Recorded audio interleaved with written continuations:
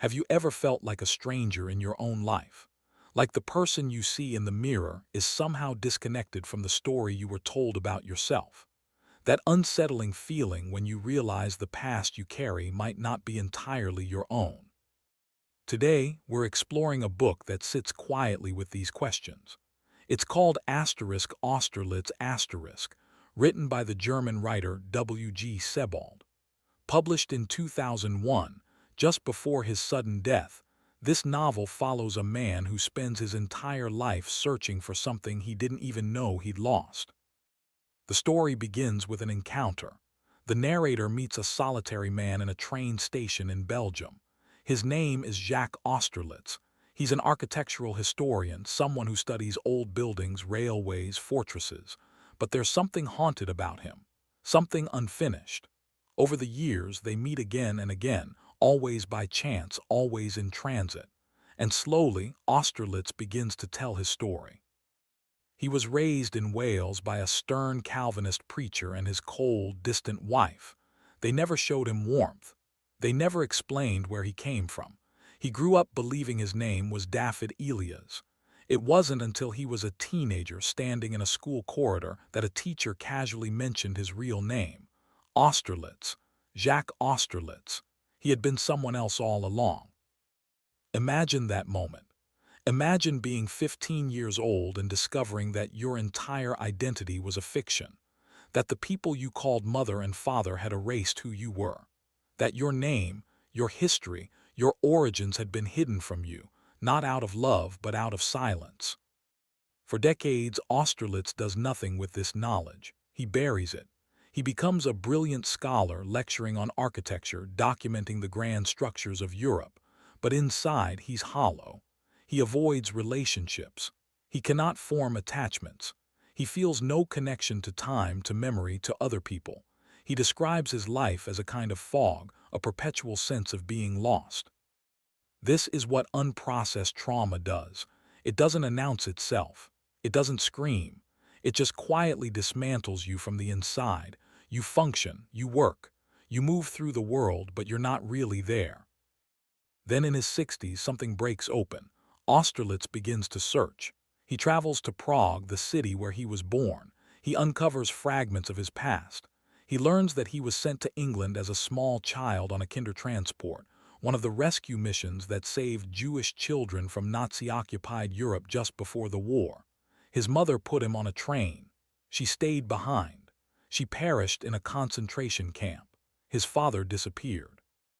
Austerlitz was saved, but at the cost of everything he was. And here's the heartbreaking paradox. He was rescued, yes, but the people who took him in treated his survival as something shameful. They gave him a new name, a new identity, a new life, but they gave him no love. They saved his body and erased his soul. Sebald understood something profound about memory and loss. He understood that forgetting is not the opposite of remembering. Silence is.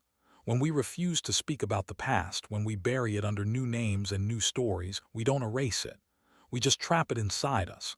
And it festers there, shaping everything we do, every relationship we fail to build, every moment of joy we cannot feel.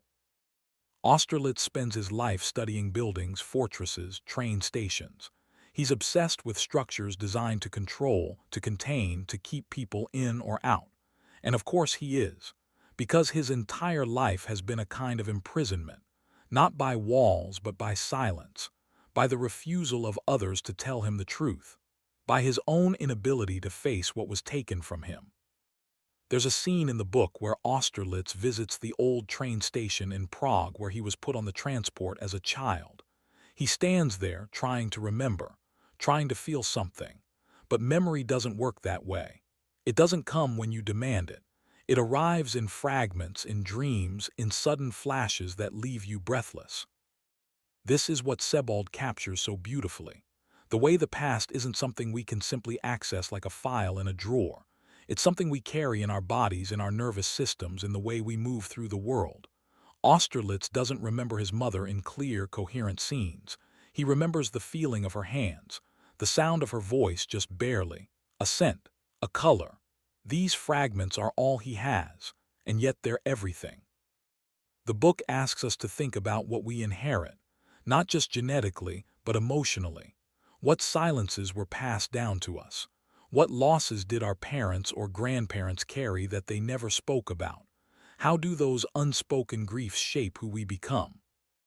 Many of us walk through life carrying histories we don't fully understand. Maybe it's a grandmother who never spoke about the war, a grandfather who came to a new country and left everything behind, a parent who survived something terrible and locked it away, thinking they were protecting us. But silence doesn't protect. It just creates more silence. Austerlitz's tragedy is that by the time he begins searching, it's almost too late. The people who could have told him the truth are gone. The archives are incomplete. The trail has gone cold. He pieces together what he can, but there are gaps that will never be filled. And he has to learn to live with that, to grieve not just what he lost, but what he can never fully know. This is a book about exile, not just physical exile, but the deeper kind. The exile from yourself, from your own story, from the people you should have known. Austerlitz is a refugee in the most complete sense. He was physically moved from one country to another, but more than that, he was displaced from his own identity. He became a ghost in his own life. And yet, there's something deeply human in his search, because even though the journey brings him pain, even though he uncovers unbearable truths, he keeps going. He needs to know. We all need to know. We all need to feel that our lives have roots, that we come from somewhere, that we belong to a story larger than ourselves. Sebald wrote this book in a unique style, long, winding sentences that mirror the way memory itself works. No clear chapters, no neat divisions, just a continuous flow like a river that carries you along. It's not an easy book. It asks for patience. But that's the point. Memory requires patience. Healing requires patience. You cannot rush the process of putting yourself back together. What makes Austerlitz so relevant today is that we live in a world obsessed with moving forward. We're told to let go, to move on, to focus on the future. But Sebald reminds us that we cannot move forward if we don't know where we've been. We cannot build a future if we're running from the past. This isn't about dwelling in grief forever.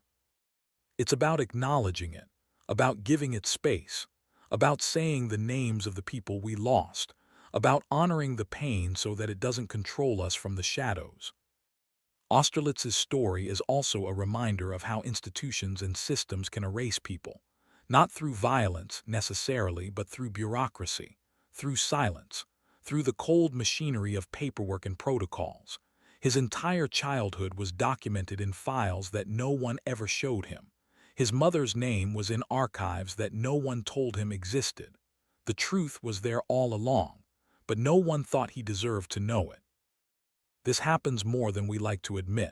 Children removed from families, adoptions shrouded in secrecy, refugees given new identities, people whose histories are rewritten by others, and the damage is profound. Because identity isn't something we invent from scratch.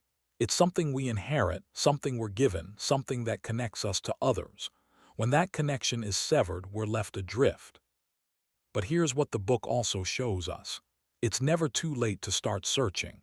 It's never too late to ask questions, even if the answers are painful, even if the truth is incomplete. The act of searching itself is a kind of healing, because it means you're no longer accepting the silence. You're no longer allowing others to define you. Austerlitz doesn't find a happy ending. He doesn't recover everything he lost. He doesn't get his mother back. He doesn't undo the decades of loneliness. But he does something crucial. He acknowledges what happened. He speaks it aloud. He lets himself grieve. And that, in the end, is how we survive. Not by forgetting, not by pretending the past didn't happen, but by facing it, by numbing it, by carrying it with dignity instead of shame.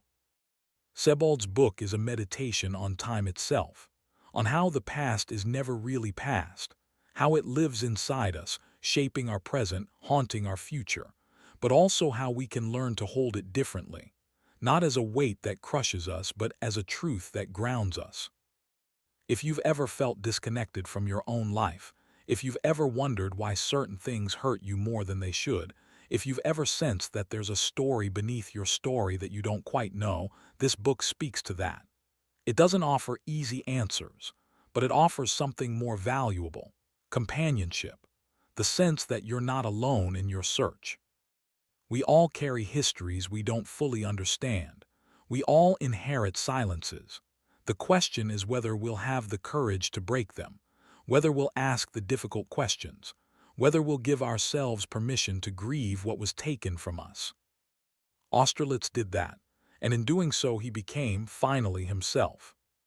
If this story resonated with you, consider subscribing to Classic Books Explained for more timeless ideas.